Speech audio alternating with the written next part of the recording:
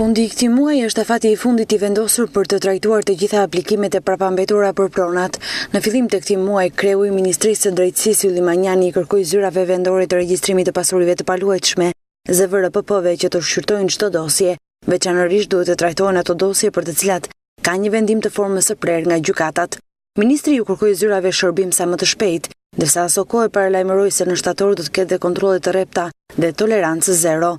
Duke marrë shkas nga ky urdhër i lëshuar nga Ministri i Drejtësisë, edhe në zyrën vendore të pasurive të paluajtshme në Gjirokastër, vetëm për gjatë muajit gusht janë shqyrtuar 840 praktika.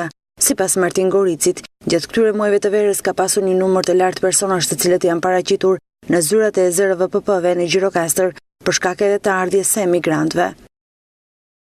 Gjatë muajit gusht në ZVRPP Gjirokastër janë paraqitur shumë kërkesa, këto edhe bazuar nga ardhjet e emigrantëve që kanë qenë në qytetin e Gjirokastrës.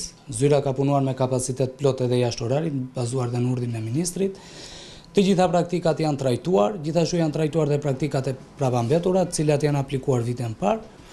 Janë trajtuar në muajin gusht rreth 840 praktika, së bashku me praktikat e prapambetura. Ka ende punë për të bërë, por ne punojmë me kapacitet dhe jashtë orarit.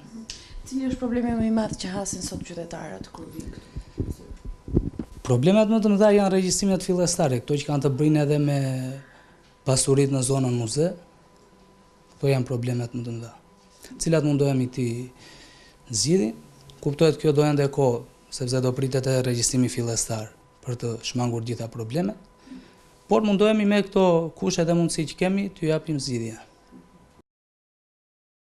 Por në projekt ligjin për rivlerësimin e pasurive të paluajtshme, dorëzuar për shqyrtim nga qeveria shqiptare në parlament, theksohet se çdo person që ka një pronë të paluajtshme në rast se aplikon për rivlerësimin e saj, deri në 28 shkurt të vitit të ardhshëm, tatimi mbi të ardhurat në rast se shitet kjo pronë do të zbresë në 2% nga 15% që e parashikon ligji. Kështu për shembull, në rast se një shtëpi në vitin 2005 kishte vlerën 10 milion lek dhe sot kushton 15 milion lek, tatohet me 15%, vlera 5 milion lek, ndërsa rivlerësimin e pronës vlera 5 milion lek do të tatohet vetëm me 2%.